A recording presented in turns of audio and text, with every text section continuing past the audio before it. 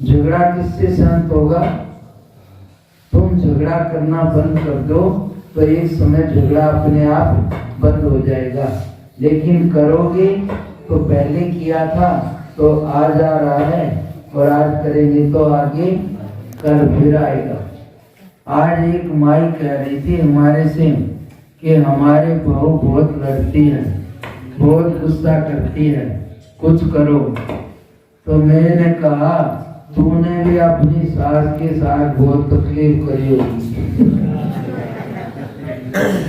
तो वो बोली दूसरी खाना ऐसा ही किया था। मैं कहा तेरा ही तेरे आगे आ रहा है।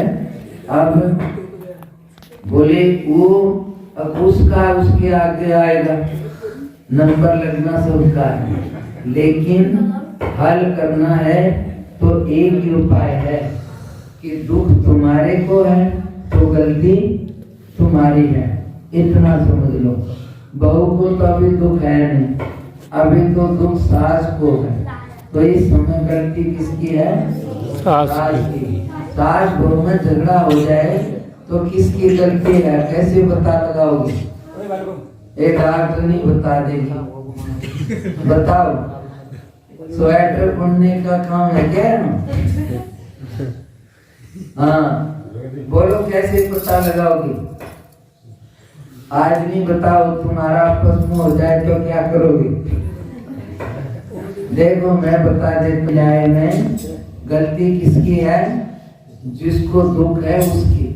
तो दोनों को देख लो, सास बहू को, बाप बेटे को, या जिस भी दो में झगड़ा हुआ है, जिसको नींद नहीं आ रही हो रात में उसकी गलती है। समझ में आ गई? इसलिए आज उसकी गलती है और दूसरे के कहोगे कि उसकी, और जब उसको दुख होएगा उस दिन उसकी आ जाएगी। आज जिसका नंबर लग गया, तो इसलिए सबका नंबर लगता है, किसी का आज किसी का कल। किया हुआ हमारा ही है, लेकिन लौट के आने में थोड़ा समय लग जाता है। तो इससे हमारा ही हमारे को आना है।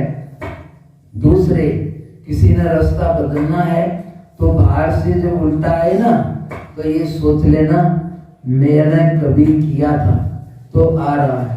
तो अब निकलने का उपाय इतना ही है, अब इसका शुक्र है मेरा चुकता कर रहा है, चुपचाप जमा कर लो। पूरा होने के बाद हम बोले ना किसी को, तू मेरे को गाली दे दे, मैं 500 रुपये दूंगा, लेकिन अगला गाली नहीं दे सकता, या एक थप्पड़ ही मार दे, नहीं मार सकता। और तुम बोलो किसी को अब मैं 500 रुपये दूंगा, गाली मत देना, लेकिन वो गाली ही देगा। क्यों? क्योंकि जिसका जो है वही आएगा। आदमी तो क्या कहते हैं, आगे है ही नहीं तो अरे तुम्हारा होगा ही नहीं तो आएगा कहां से?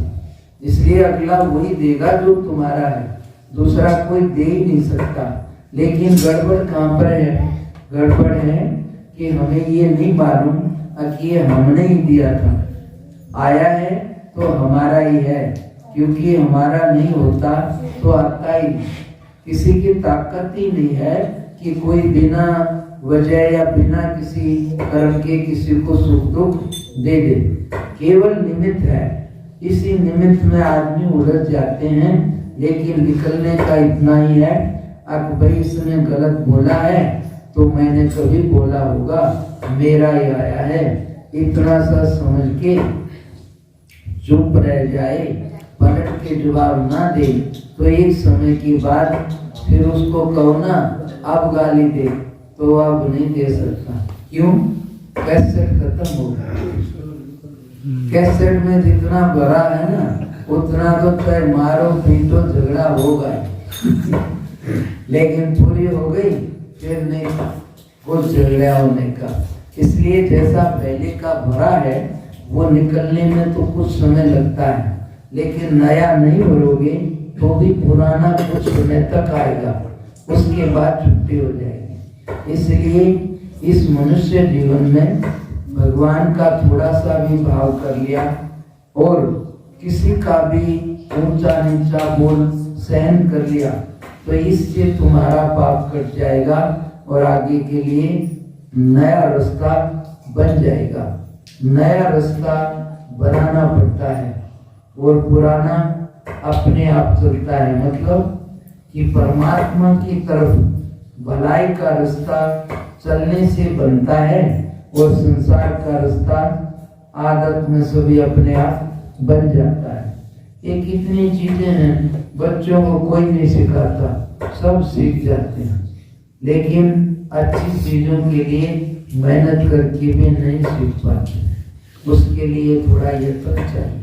फिर भी इस मनुष्य जीवन में भगवान ने बुद्धि दी है, एक समझ दी है, तो उस समझ का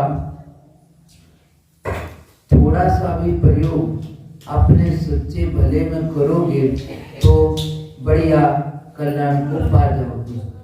बुद्धि तो जानवरों में भी है, लेकिन उनमें एक सीमा तक है, ज्यादा नहीं है। बंद गए बेचारे तो चाहे गर्मी लग रही हो चाहे सर्दी, खुल नहीं सकते हैं।